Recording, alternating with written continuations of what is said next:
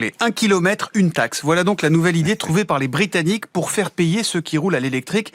Non mais François, ils vont finir par décourager Billancourt, là c'est pas possible. Billancourt, Boulogne, tout le monde. Ils nous incitent à rouler propre et pour nos merciers, 1 km, bam, prend une taxe. C'est le Royaume-Uni en effet qui vient de prendre cette décision. À compter d'avril 2028, tous les utilisateurs de véhicules électriques paieront un nouvel impôt proportionnel au kilométrage effectué. Il sera de 3 pence au mile. Un pence, c'est le centime de la livre sterling, bien sûr. Un mile, c'est 1,6 km. Au total, ça fait un peu plus de 2 centimes d'euros au kilomètre.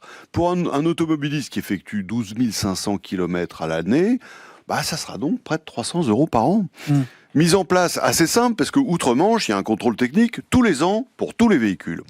Les Anglais emboîtent ainsi le pas aux Islandais et aux Néo-Zélandais qui ont mis en place une telle taxe. Ah ouais. En Europe, ces taxes au kilométrage existent déjà dans certains pays, mais uniquement pour les poids lourds. Bon mais François, est-ce que ça va pas ralentir la demande de voitures électriques? On entend ça, on se dit je vais prendre un diesel et merci, au revoir. Non, c'est vrai que c'est tout à fait possible, même si de facto, cette taxe sera en partie compensée par le bonus à l'achat neuf qui reste en vigueur.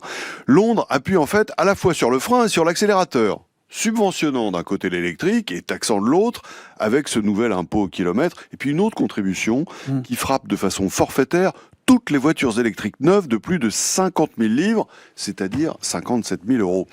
Alors, justification de ces nouveaux prélèvements qui est double, si on écoute le gouvernement britannique. D'abord, faire payer tous les utilisateurs des routes. De fait, les conducteurs de voitures propres utilisent quand même le réseau d'asphalte.